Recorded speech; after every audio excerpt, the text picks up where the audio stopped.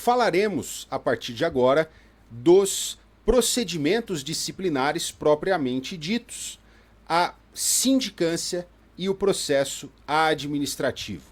Então, de acordo com o artigo 87, a apuração das infrações será feita mediante sindicância ou processo administrativo, e no bojo dos dois devem ser assegurados o contraditório e a ampla defesa. Existem, portanto, duas espécies de expedientes voltados à apuração das supostas infrações administrativas, ao final dos quais, então ao final tanto da sindicância como do processo administrativo, podem ser impostas sanções disciplinares. A sindicância e o processo administrativo disciplinar, também chamado de PAD, tá? Processo administrativo disciplinar, nos quais deve-se observar o contraditório e a ampla defesa. Será instaurada sindicância, isso aqui é muito importante, tá? Tanto o artigo 88 como o artigo 89, eles prevêem pra gente quais são as hipóteses em que será instaurada sindicância e quais são as hipóteses em que deve ser instaurado processo administrativo disciplinar. Então será instaurada sindicância quando a falta disciplinar, por sua natureza, possa determinar penas de advertência, repreensão, multa e suspensão. Então, sindicância, deve-se instaurar sindicância quando a falta disciplinar, por sua natureza, possa determinar as penas, a aplicação das penas de advertência, repreensão, multa e suspensão. Por outro lado, será obrigatório processo administrativo quando a falta disciplinar, por sua natureza, possa determinar pena de demissão, demissão a bem do serviço público e cassação de aposentadoria ou disponibilidade. Nós veremos que a sindicância é um expediente mais simples que o processo administrativo. Na sindicância, por exemplo, podem ser ouvidas em menor número testemunhas, pode ser ouvido um número menor de testemunhas, melhor dizendo, assim fica mais claro, tá bom? No processo administrativo, são ouvidas mais testemunhas. A própria lei já prevê um prazo para a conclusão do processo administrativo que é maior que o prazo para a conclusão da sindicância. Então, quanto mais complexo é o procedimento, normalmente, mais se observam direitos. Então, eu uso um procedimento simplificado, que é a sindicância, para aplicar as penas menos gravosas que estão previstas na lei, que são advertência, repreensão, multa e suspensão. Por outro lado, eu tenho necessariamente que utilizar o processo administrativo para aplicar as três penalidades mais graves previstas aqui na lei orgânica, que são demissão, demissão a bem do serviço público e cassação de aposentadoria ou disponibilidade. Ah, mas em quais hipóteses cada uma dessas penas é cabível? Isso nós veremos mais adiante, tá bom? Então, por enquanto, nós estamos falando de maneira geral sobre sindicância e processo administrativo. E você já sabe quando cabe sindicância e quando cabe processo administrativo, ok? Não será instaurado processo para apurar abandono de cargo se o servidor tiver pedido exoneração. Extingue-se o processo instaurado exclusivamente para apurar abandono de cargo se o indiciado pedir exoneração até a data designada para o interrogatório ou quando do interrogatório. Ele chega ali no interrogatório e ele pede exoneração. Então, esse dispositivo aqui traz uma disciplina do processo administrativo, especificamente em relação ao abandono de cargo. Vamos ver mais de perto a sindicância. São competentes para determinar a instauração de sindicância as autoridades enumeradas no artigo 70. Aqui você tem que tomar bastante cuidado, tá bom? Porque é uma decoreba desgramada, para falar um português bem claro, tá? Então, quais são as autoridades competentes para a instauração de sindicância? São aquelas elencadas no artigo 70. Lembra do artigo 70, que é aquele que prevê quais são as autoridades que podem aplicar sanções. Aí a gente viu que é o governador, o secretário, o delegado-geral de polícia, desde que até a pena de suspensão. Lembra que tinha ali umas limitações? Então, é esse dispositivo que norteia a competência para determinar a instauração de sindicância e também de processo administrativo disciplinar, como nós veremos logo em seguida, tá? Então, a lei prevê que as autoridades competentes para determinar a instauração de sindicância são governador, secretário de Segurança Pública, delegado-geral de polícia, delegado de polícia diretor da corregedoria e delegados de polícia corregedores auxiliares. Mas aí você tem que decorar este segundo passo. Quando a determinação incluir delegado de polícia,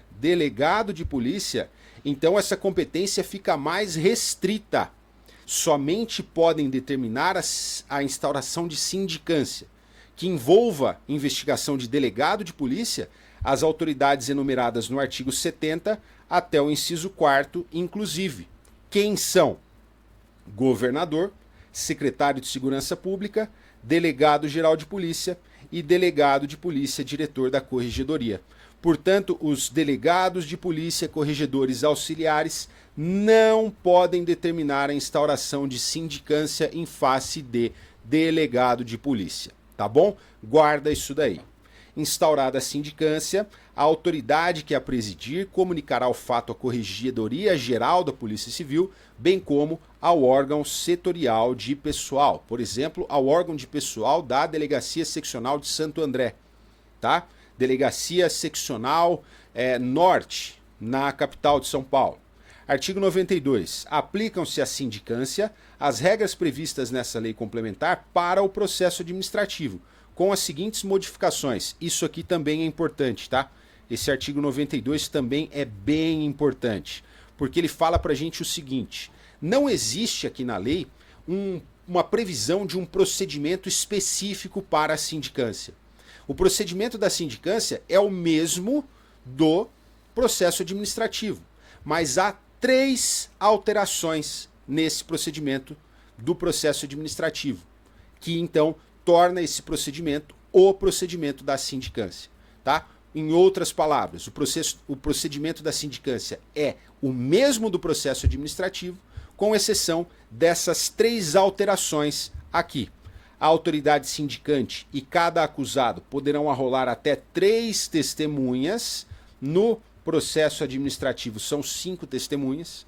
A sindicância deverá estar concluída no prazo de 60 dias. O prazo para a conclusão do processo administrativo, por outro lado, é de 90 dias, superior, portanto. E, como relatório, a sindicância será enviada direto à autoridade competente para a decisão. No caso do processo administrativo, não é assim que funciona. Ele passa por outros órgãos antes de chegar à autoridade competente. Só que tudo isso, nós vamos estudar aqui o processo administrativo, o procedimento dele, tá? Nós vamos analisar item por item aqui da lei. E quando nós chegarmos nesses pontos, eu vou destacar isso para você. Olha, estamos aqui diante de uma diferença entre o processo administrativo e a sindicância. No processo administrativo é assim, na sindicância é assado, tá? Então nós ainda vamos revisar isso daqui ao longo das nossas aulas. O delegado-geral de polícia poderá, quando entender conveniente, solicitar a manifestação do Conselho da Polícia Civil antes de opinar ou proferir decisão em sindicância. Quanto ao processo administrativo, vamos lá. Quais são as autoridades competentes para determinar a instauração de processo administrativo? São aquelas enumeradas no artigo 70 até o inciso 4º. Ou seja, os delegados de polícia corregedores auxiliares não podem instaurar processo administrativo contra quem quer que seja, contra o membro de qualquer dos cargos, de qualquer das carreiras da Polícia Civil, tá? Guarda isso. Delegado de polícia corregedor auxiliar não instaura processo administrativo. Delegado de polícia corregedor auxiliar não instaura processo administrativo. Instaura no máximo sindicância, desde que não tenha delegado na parada, tá? Então, as autoridades que podem determinar a instauração de processo administrativo são governador, secretário de Segurança Pública, delegado-geral de polícia e delegado de polícia diretor da corregedoria. Mas, quando as investigações envolverem delegado de polícia, então nós temos aí novamente uma restrição. Somente podem determinar a instauração de processo administrativo disciplinar contra delegado de polícia, o governador, o secretário de Segurança Pública e o delegado-geral de polícia. Então, o delegado de polícia diretor da corregedoria não instaura processo administrativo contra delegado de polícia. Deve ser o delegado-geral de polícia. E os delegados de polícia corregedores auxiliares não instauram contra ninguém. Está fora das atribuições deles a instauração de processo administrativo. Tá bom? Isso é chatinho agora, dá um nó na cabeça, mas se você revisar isso, se você entender muito bem isso, você consegue traçar um paralelo aí. Todas as autoridades podem instaurar sindicância. Se a sindicância envolve delegado, eu tiro a última das autoridades, que são, na verdade, os delegados de polícia corregedores auxiliares. Então, sindicância, todas as autoridades podem instaurar. Sindicância contra delegado, tira a última. Todas as autoridades, menos os delegados de polícia corregedores auxiliares. E em relação ao processo administrativo? O processo administrativo já chega faltando uma autoridade, porque ele é mais gravoso, pode ensejar a aplicação de penas mais gravosas, então restringe-se mais a legitimidade para a instauração do processo administrativo. Então, os delegados de polícia e corregedores auxiliares não podem instaurar processo administrativo contra ninguém. Ah, e se tiver delegado na parada? Opa, eu restringo uma autoridade a mais. Qual que é a próxima autoridade? Delegado de polícia e diretor da corregedoria. Cai fora também. Então, só podem instaurar processo administrativo disciplinar contra delegado de polícia, governador, secretário de Segurança Pública e delegado-geral de polícia. Tá bom? O processo administrativo será presidido por delegado de polícia, que designará como secretário um escrivão de polícia. Havendo imputação contra delegado, a autoridade que presidir a apuração será de classe igual ou superior à do acusado. Artigo 115. Terão forma processual resumida, quando possível, todos os atos lavrados pelo secretário.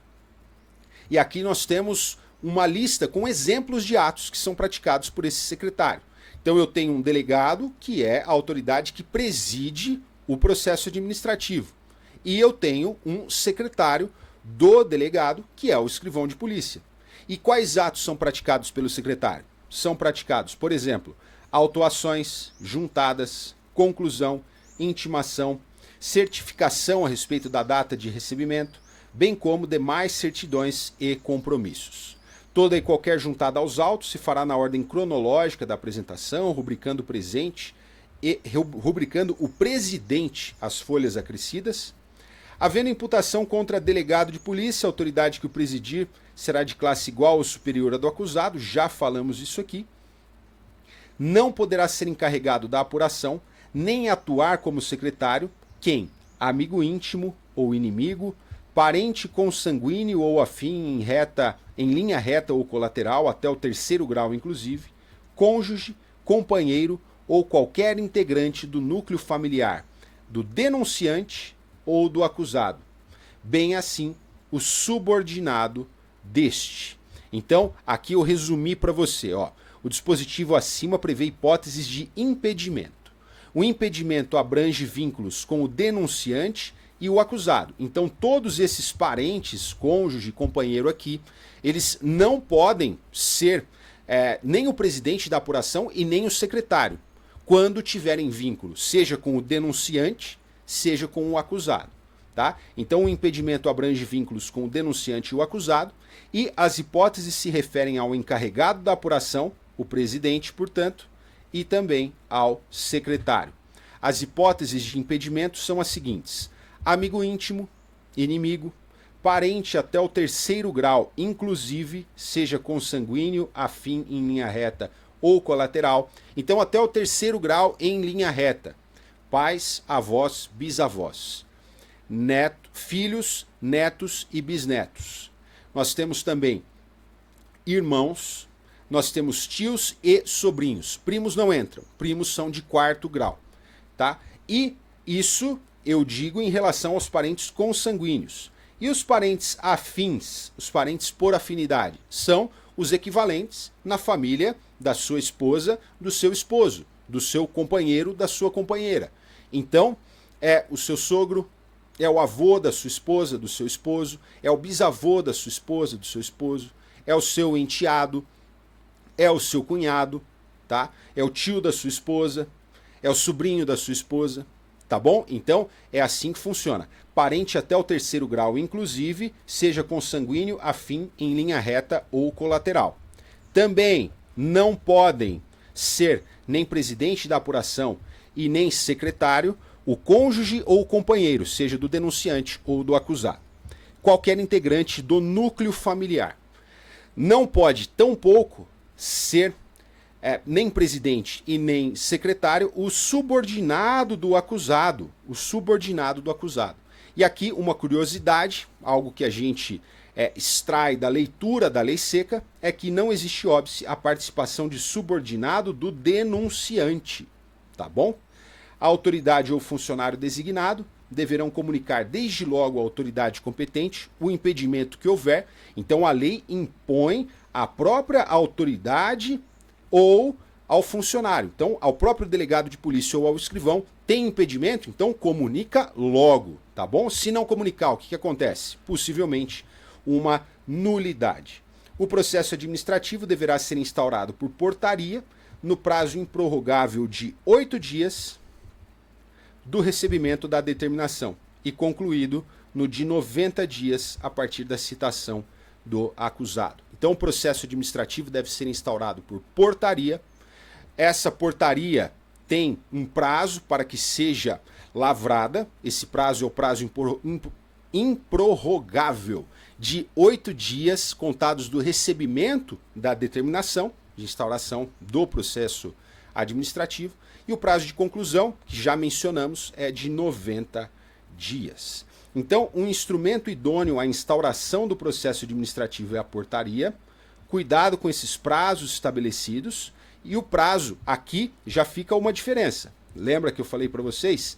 A sindicância ela deve ser concluída no prazo de 60 dias. E o processo administrativo disciplinar, o PAD, 90 dias. Tá bom? Da portaria deverá constar o nome e a identificação do acusado, a infração que lhe é atribuída, com descrição sucinta dos fatos e indicação das normas infringidas. Aqui nós temos os requisitos da portaria. E aqui nós temos aquela previsão de consequências para a não conclusão do processo administrativo disciplinar no prazo. Então, vencido o prazo, aquele prazo de 90 dias, caso não concluído o processo, a autoridade deverá imediatamente encaminhar ao delegado de polícia, diretor da corregedoria, relatório indicando as providências faltantes e o tempo necessário para o término dos trabalhos. Nossa, parece que eu já tinha visto isso aqui. A gente viu em relação ao prazo para a apuração preliminar. Lembra? A consequência é bem parecida. Caso o processo não esteja concluído no prazo de 180 dias, o delegado de polícia, diretor da corregedoria, deverá justificar o fato circunstanciadamente ao delegado-geral de polícia, bem como ao secretário de Segurança Pública.